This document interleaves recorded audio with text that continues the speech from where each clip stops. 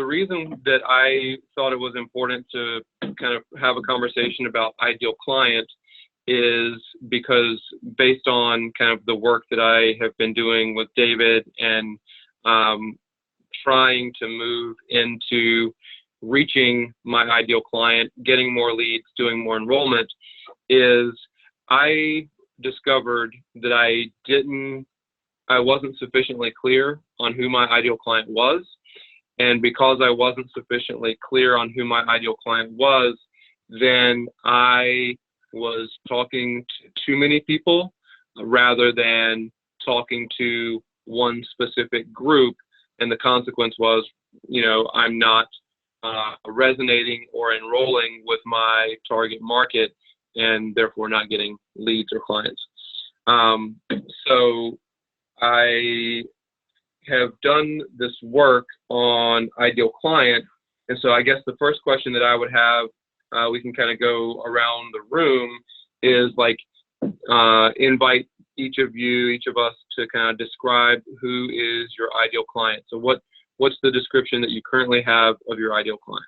What I think is kind of especially valuable on this is like once you start really getting specific on your ideal client and then you're able to then identify what is going to be your blue ocean. And so you're not kind of competing in the saturated marketplace because also the consequence of competing in the saturated marketplace is essentially you end up competing on price. And so if you can get yourself into basically line out your ideal client in a way that you establish yourself as a kind of an entity of one, right? Like a market of one, then folks essentially come to you because you're the only person doing what you do the way you do it, and that's what your ideal client wants. So I guess I'll share my ideal client, and then we'll move on to the next question. So here is kind of, and so I'm still working through defining my ideal client, but I'm getting some additional clarity. So, when I first started out, I was thinking my ideal client would be lawyers in general.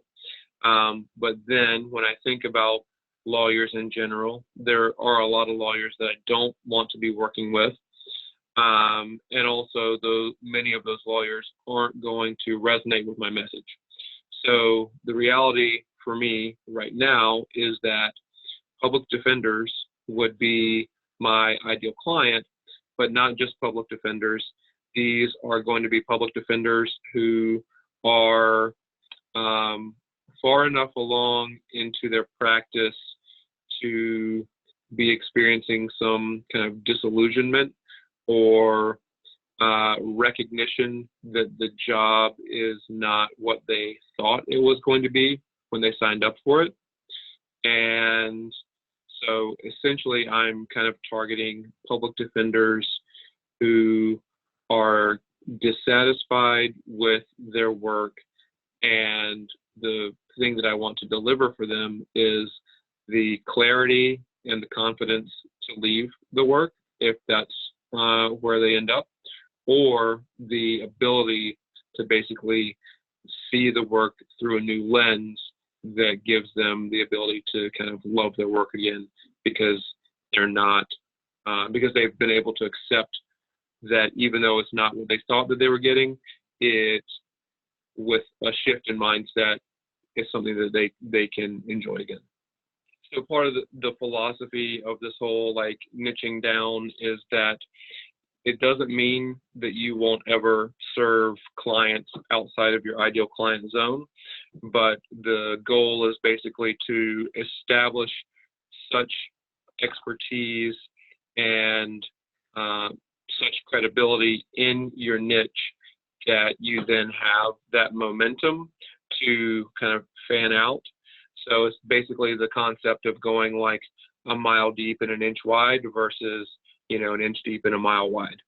So the gist of it would be like serving the heck out of a very narrow section of the market, kind of buying into the 1,000 raving fans theory, right? Like if you can get yourself 1,000 raving fans, and those people, spend $100 with you one time per year, then you're at 6 figures right there, right? So like you kind of develop your 1,000 raving fans, and then, and those are the people that buy everything that you produce and read everything that you do, right? Like kind of like you and I are for Bulletproof, right? Or at least the way that we were at one time for Bulletproof. So yeah, I think the gist of it is to be able to so clearly define who you work with that when you're talking to a person, they're able to immediately identify whether or not you're a person that they want to work with, right? And the consequence is that those ideal clients, the people that you want, will know immediately, oh, wait a minute, this guy does kettlebells. This guy's not going to make me like go to the gym, and he can help me like with my mental blocks around my training as well. Okay, this guy gets me, like, where do I sign, right? So it also eliminates like a lot of objections that your clients might have to working with you, because you're already like hitting on all the cylinders, like clicking all the check boxes of the things that they want. So that's kind of my take on it. So one of the challenges, and one of the reasons why I think that we're invited to do this kind of ideal client work, is because in defining your ideal client, you also know where to advertise once you get to the advertising kind of stage. And so a lot of folks doing the work that we do end up running, like there are 2 ways to get leads in the coaching industry based on my understanding, and I'm happy to hear other options if you're aware of them, is basically either by doing speaking engagements. And so from speaking engagements, you are enrolling clients, or you're going to be running some kind of either social media campaign or buying ads on Facebook, or so I would put social media campaign, that would be like Instagram, YouTube, maybe Facebook, and you're trying for organic reach, right? Or it could be paid advertisements on Facebook, on YouTube, and a little bit on, you could do a little bit of that on Instagram. So the challenge, I think, is the more vague the ideal client, the more diluted the message, and therefore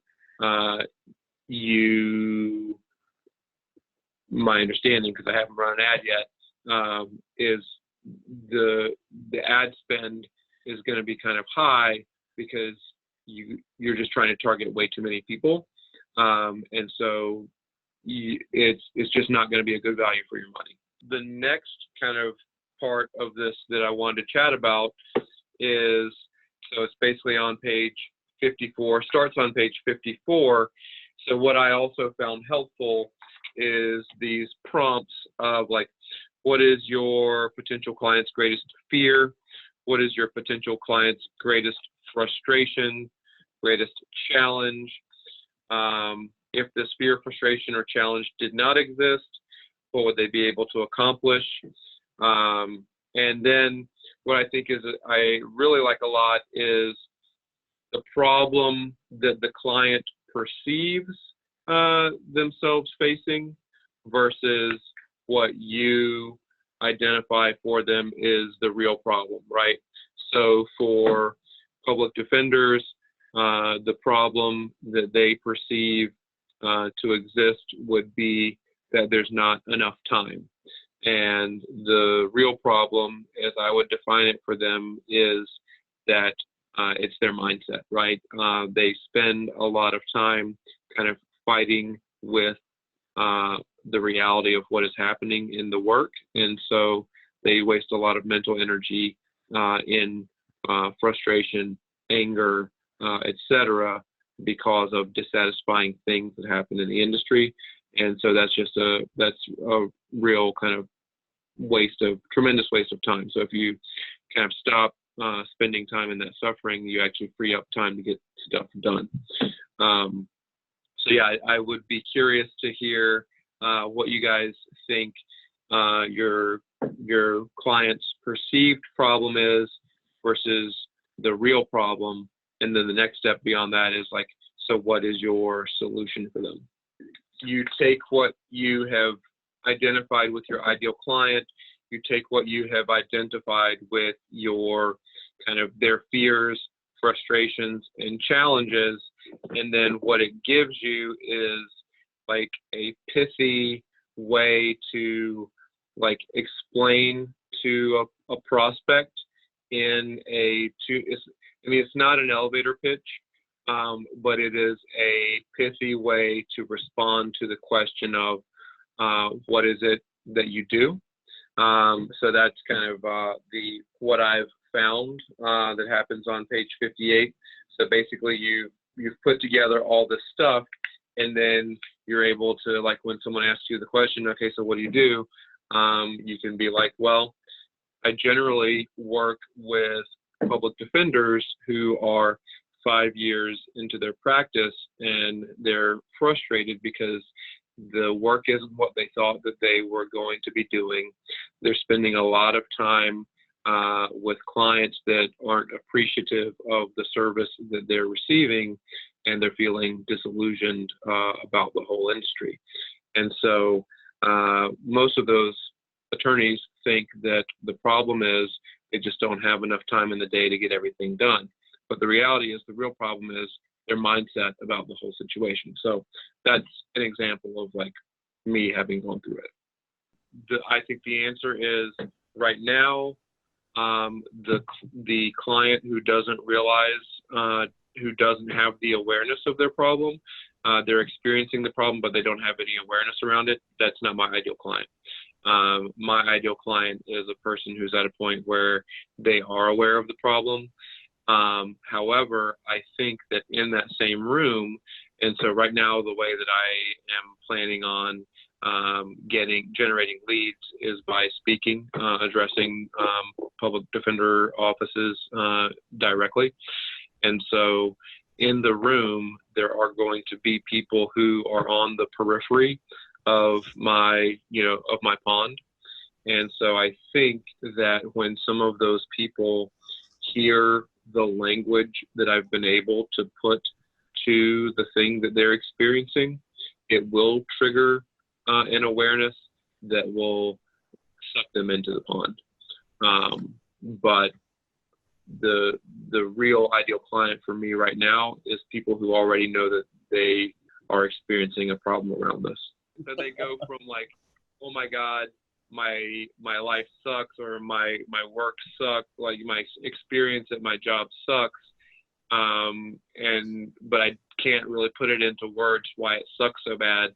And then when I'm able to actually say to them, oh, well, the reality is, like, you thought you were signing up to do this, right? You thought you were signing up to advocate for people who were going to like appreciate your work. And the reality is you're finding yourself dealing with a lot of very difficult personalities who actually, seems like they don't even want your help. So, when I'm able to put those words to it, I think that they're going to be like, oh, shit, like you just like described my inner world in a way that I haven't bothered to put words to, because I've been in the shit so much that I haven't gotten above it enough to actually describe it.